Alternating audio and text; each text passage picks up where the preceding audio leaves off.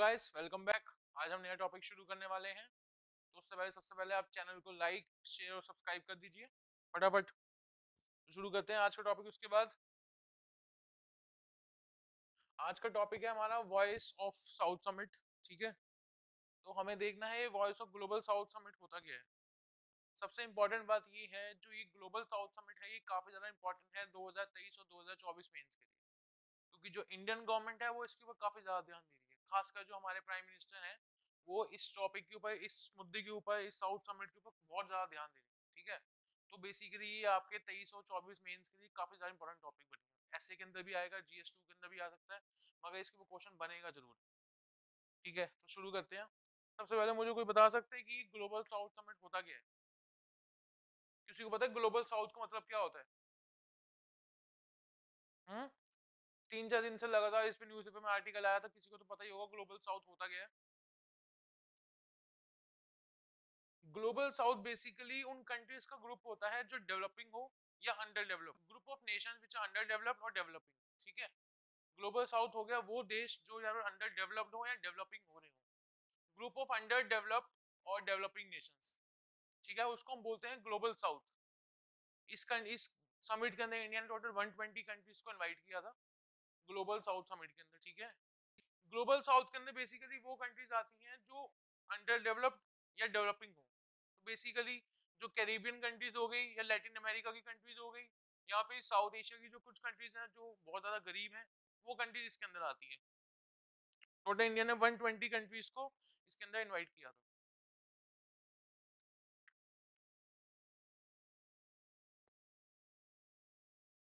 Global north, जैसे global south हुआ वैसे ही ग्लोबल नॉर्थ भी एक ग्रुप हो गया।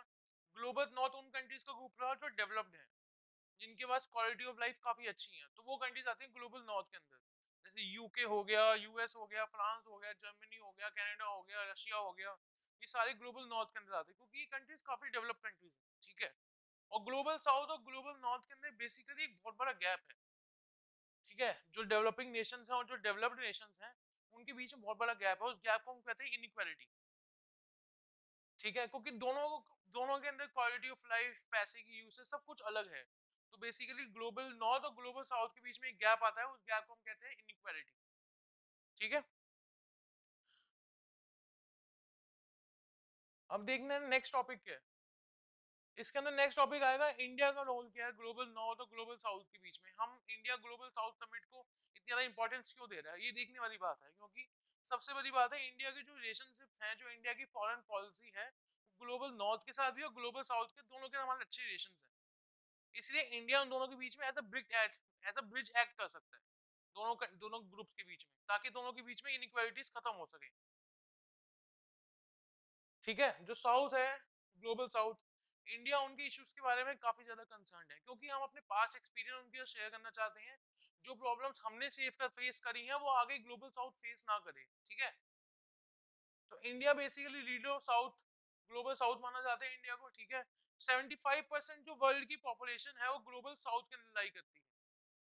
मतलब वर्ल्ड वर्ल्ड की मोस्ट पॉपुलेशन ग्लोबल साउथ के अंदर आती है। जो वर्ल्ड की जो 75 वर्ल्ड की 75% पॉपुलेशन है वो गरीब देशों के अंदर आती है। तो बेसिकली इंडिया चाहता है कि जो ग्लोबल साउथ और ग्लोबल नॉर्थ के बीच में जो एक इनइक्वालिटी का ब्रिज है उसको खत्म करा जाए। ठीक है,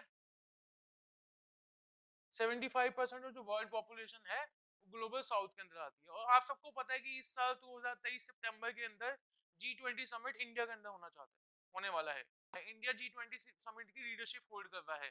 तो बेसिकली उनकी जो वॉइस है ग्लोबल साउथ की, इंडिया बनना चाहता है, और उनके मुद्दों को हम G20 समिट में जो अमीर देश है उनके सामने रख के इनके बीच का जो इनइक्वालिटी का ब्रिज है उसको हम खत्म करना चाहते हैं। ठीक है, यहाँ तक समझ आया? वहीं नॉर्थ के साथ देखा जाए तो हम गुड, हमारे नॉर्थ के साथ सबके साथ गुड रिलेशंस हैं। यूएस हमारा बिगेस्ट ट्रेडर है, रशिया से हम डेली इतना सारा पेट्रोल फ्यूल खरीद रहे हैं। ठीक है, इंडिया कई इंटरनेशनल ऑर्गेनाइजेशन का पार्ट है, क्वाड का पार्ट है, 2Y2U का पार्ट है, यूएन सिक्योरिटी काउंसिल का पार्ट है। तो बेसिकली इंडिया के नॉर्थ के साथ भी अच्छे रिलेशन हैं और साउथ के साथ भी अच्छे रिलेशन हैं। ठीक है, तो basically India as a act as a bridge between the two groups. ठीक है, हमारे चैलेंजेस क्या हैं ग्लोबल साउथ के सामने? सबसे बड़ा चैलेंज आता है वॉर। जो आज के टाइम में रशिया और यूक्रेन के बीच में वॉर चल रहा है, नॉर्थ कोरिया और जापान के बीच में डिफरेंसेस आ रहे हैं, चाइना रशिया के साथ करा है किसी भी कंट्री को इन्वेड करने के लिए, ठीक है। तो बेसिकली जो वॉर है उसकी वजह से ग्लोबल साउथ है उसकी काफी सारी प्रॉब्लम्स बढ़ गई हैं, ठीक है। टेररिज्म, अफगानिस्तान की हालत हम देख ही रहे हैं क्या हो गई टेररिज्म की वजह से। पाकिस्तान के टीटीपी फिर से एक्टिव हो गया है, उसकी वजह से पाकिस्तान की हालत क्या हो रही है, पाकिस्तान की इकोनॉमी ऑलमोस्ट खत्म होने वाली है, कोलैप्स होने वाली है टेररिज्म की वजह से। तो ग्लोबल साउथ को बहुत प्रॉब्लम फेस करनी पड़ी है टेररिज्म की वजह से। तो टेररिज्म एक बहुत बड़ा मुद्दा है। और तीसरा आता है 3F। 3F हम पहले ही पढ़ चुके हैं, फूड, फ्यूल, फर्टिलाइजर। जो ये तीनों के प्राइसेस हैं, जब वॉर होती है तो ये तीनों के प्राइस बढ़ जाते हैं। इसकी वजह से हमने देखा था इन्फ्लेशन भी इंडिया में कितना हाई हो गया था। फ्यूल नहीं महंगा, फूड नहीं महंगा, फर्टिलाइजर नहीं महंगा। इनके प्राइसेस बढ़े क्यों? रशिया यूक्रेन की वॉर की वजह से। और इसका जब ये सब प्राइसेस बढ़ते हैं सबसे ज्यादा दिक्कत किसको आती है? ग्लोबल साउथ को। जब जब किसी का प्राइस बढ़ेगा जो गरीब देश है उनको प्रॉब्लम होगी ही होगी, ठीक है। All challenges are created by global north basically. PM said we will create a new world order, ठीक है। हमारे जो मोदी जी हैं उन्होंने कहा जी इस ग्लोबल साउथ समिट के अंदर हम एक न्यू वर्ल्ड ऑर्डर बनाएंगे। और वर्ल्ड ऑर्डर क्या होता है? जैसे एक फैमिली है, हाँ भाई, हर एक फैमिली के अंदर एक हेड होता है, उस हेड की बात मानी जाती है। जैसे हम सबकी फैमिली के अंदर जो हमारे पापा कहते हैं वैसा ही होता है, वैसे ही हर फैमिली का एक ना एक हेड होता ही है। वैसे ही वर्ल्ड के जो हेड होता है उसको हम कहते हैं वर्ल्ड ऑर्डर कहते हैं, ठीक है, जो पूरे वर्ल्ड के डिसीजन लेता है। तो इंडिया चाहती है कि वर्ल्ड का ऑर्डर चेंज किया जाए। इस समय वर्ल्ड ऑर्डर क्या है? इस समय वर्ल्ड ऑर्डर है यूनिपोलर है। मतलब बेसिकली जो वर्ल्ड के ऑलमोस्ट सारे डिसीजंस हैं वो यूएस के हाथ में होते हैं, ठीक है।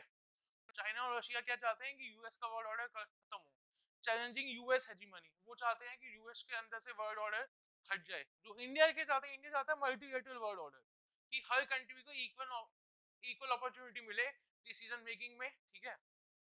India multipolar world order, every country is equally involve in decision making. आपको मैंने यही बताया, इंडिया चाहता है हर कंट्री को इक्वल अपॉर्चुनिटी मिले ताकि उन दोनों के बीच में ग्लोबल नॉर्थ और ग्लोबल साउथ के बीच में जो गैप है वो खत्म हो सके। समझ आ रहा है सबको यहाँ तक? मल्टीपोलर वर्ल्ड ऑर्डर ये बहुत बड़ा एक आपका कीवर्ड बनेगा मेंस के आंसर के लिए। ग्लोबल साउथ, अब जो ग्लोबल साउथ है वो किसी कंट्री के अगेंस्ट नहीं है, ना किसी ग्रुप के अगेंस्ट है। बेसिकली वो चाहता है कि उनके साथ जो बुरा हुआ है, जो अंडर डेवलप्ड रह गए हैं, डेवलपिंग है, वो खत्म हो जाए, वो लोग भी डेवलप कर सकें, ठीक है। तो ग्लोबल साउथ को बनाने का मेन रीजन ही यही है कि हम मल्टीपोलर वर्ल्ड ऑर्डर ला सके जहां पर छोटी कंट्रीज भी इन्वॉल्व हो वर्ल्ड के सारे डिसीजंस में, ठीक है। Created to bring equitable world order और मल्टीपोलर वर्ल्ड ऑर्डर, ये दोनों बात सेम ही है मगर दोनों इक्वली इंपॉर्टेंट है आपके मेंस के लिए। ये दोनों कीवर्ड आपके मेंस के अंदर आप मेंशन करोगे, आपके 5 नंबर ऐसे ही बढ़ेंगे। अब इसके अंदर क्वेश्चन निकल के आता है, क्या इंडिया कोल्ड वॉर शुरू करा रहा है? क्या इंडिया दो ग्रुप्स को लड़ा रहा है, ग्लोबल नॉर्थ और ग्लोबल साउथ को? क्या आंसर दोगे? को मुझे आंसर दे सकते हैं इसका?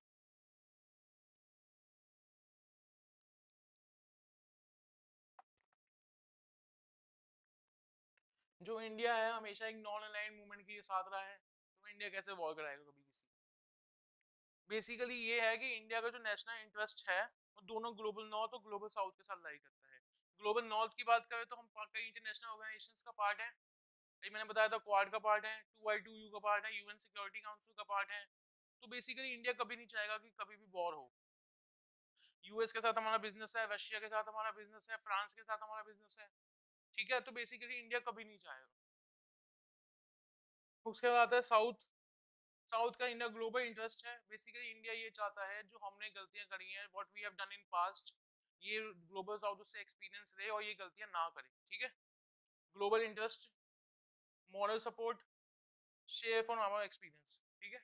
इंडिया चाहता है कि हम अपना एक्सपीरियंस शेयर करें ग्लोबल साउथ का, जो गलती हमने करी है वो ना करें। इसी बेसिकली इंडिया दोनों के बीच में ब्रिज क्रिएट खत्म करना चाहता है, इनइक्वालिटी खत्म करना चाहता है, ठीक है। अब सोशल जस्टिस जो हमारे प्रियम्बल में मेंशन है, बेसिकली इंडिया पूरे वर्ल्ड के अंदर एक सोशल जस्टिस लाना चाहता है जहां पे हर कंट्री को इक्वल अपॉर्चुनिटी मिले, हर दुनिया के हर नागरिक को इक्वल अपॉर्चुनिटी मिले। बेसिकली इंडिया यही चाहता है, इसलिए जो हमारा वर्ड है सोशल जस्टिस प्रियम्बल के अंदर लिखा हुआ है हमने, उसी को हम इम्प्लीमेंट करना चाहते हैं पूरे वर्ल्ड के अंदर। अब हमने नेक्स्ट हमारा जो लास्ट टॉपिक बचता है, कीवर्ड्स यूज और ऑब्जेक्टिव्स ऑफ द ग्रुप। अगर आपसे करने क्वेश्चन बनेगा कि जो ये ग्लोबल साउथ का ऑब्जेक्टिव क्या है, तो यही सारे कीवर्ड आपको मेंशन करने हैं इसके अंदर।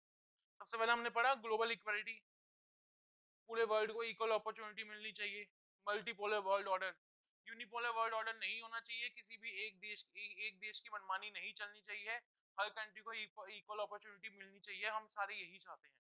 तो यही कीवर्ड आएगा, ठीक है। इक्विटेबल वर्ल्ड ऑर्डर, दोनों लगभग लगभग सेम है, तो ज्यादा डिफरेंस कुछ नहीं है, बस वर्ड अलग है ना, दोनों का मतलब दोनों का सेम ही है। Make international organisation balance and inclusive, जो यूएन सिक्योरिटी काउंसिल है या G20 है, G20 को हमें बड़ा करना चाहिए, जो जहाँ और कंट्रीज को इन्वॉल्व करना चाहिए, और कंट्रीज को ऐड करना चाहिए, ठीक है। जैसे आज लिखा हुआ ना, ये मैंने आपको बताया, small contested neglected not included in the world order, basically हम यही चाहते हैं कि हर कंट्री को इंक्लूड किया जाए वर्ल्ड ऑर्डर के अंदर। रिफॉर्म इन इंटरनेशनल ऑर्गेनाइजेशंस, जो यूएन सिक्योरिटी काउंसिल हो गई, कहीं हो गए, हम चाहते हैं वहाँ पर डेमोक्रेसी बढ़े, कोई कुछ परमानेंट मेंबर्स पूरे पूरे वर्ल्ड का डिसीजन नहीं लेंगे। बेसिकली इंडिया भी यही चाहता है, ग्लोबल साउथ भी यही चाहता है, तो ग्लोबल साउथ की वजह से इंडिया अपनी बात रखना चाह रहा है, जो यूएन सिक्योरिटी काउंसिल या जो अलग अलग इंटरनेशनल ऑर्गेनाइजेशंस हैं उसके अंदर डेमोक्रेसी बढ़े। कॉमन बट डिफरेंशिएटिव रिस्पॉन्सिबिलिटीज, ये काफी इंपॉर्टेंट कीवर्ड है, ये आपने सुना होगा COP26 के अंदर या COP27 के अंदर, ये क्लाइमेट चेंज का यूज होता था, मगर अब ये इसके अंदर भी इंडिया लेके आई है, ग्लोबल साउथ के अंदर भी, कि जो जो रिस्पॉन्सिबिलिटी सबकी है मगर अलग अलग हैं, ठीक है। अर्लियर ये हम यूज करते थे क्लाइमेट चेंज के अंदर, अब हम यूज करेंगे सिक्योरिटी के अंदर भी, टेररिज्म के अंदर भी, वॉर के अंदर भी, इन्फ्लेशन के अंदर भी। बेसिकली जो ये सारी प्रॉब्लम्स यहाँ मेंशन है, ये क्रिएट की गई है ग्लोबल नॉर्थ के द्वारा, जो ये सारी प्रॉब्लम्स हैं ये ग्लोबल नॉर्थ ने ही क्रिएट करी हैं, चाहे सिक्योरिटी का इशू हो, टेररिज्म हो, वॉर हो, इन्फ्लेशन, ठीक है। तो बेसिकली अगर ग्लोबल नॉर्थ ने क्रिएट करी तो उनकी रिस्पॉन्सिबिलिटी तो ज्यादा है ना इसको खत्म करने की, ताकि ग्लोबल साउथ ज्यादा इसको ना झेले ना, समझ आ रहा है। रशिया यूक्रेन के बीच में वॉर हुआ, उसकी वजह से इन्फ्लेशन बढ़ा, 3R नहीं होगा, ये 3F है, 3F होगा, फूड, फ्यूल, फर्टिलाइजर, हमने पढ़ा था अभी। अगर जब रशिया यूक्रेन का वॉर हुआ तो 3F के प्राइसेस बढ़े, तो बेसिकली ग्लोबल साउथ के लिए इन्फ्लेशन बढ़ी, ठीक है, समझ आया। आवर रिस्पॉन्सिबिलिटी टू, मगर हमारी रिस्पॉन्सिबिलिटी तो है, ठीक है, हम लोग खुद अपनी मेहनत करेंगे, ग्लोबल साउथ अपना ये काम करेगा, बट नॉर्थ की रिस्पॉन्सिबिलिटी ज्यादा है, ये आपको मेंशन करना ही करना, क्योंकि they are the root cause for it, ये हमने COP26 COP27 के अंदर पढ़ा था। तो ये था हमारा ग्लोबल साउथ समिट। अब इसके ऊपर कोई भी आंसर आएगा 250 वर्ड का आंसर, आप आराम से लिख सकते हो, ठीक है। मिलते हैं नेक्स्ट वीडियो में, थैंक यू।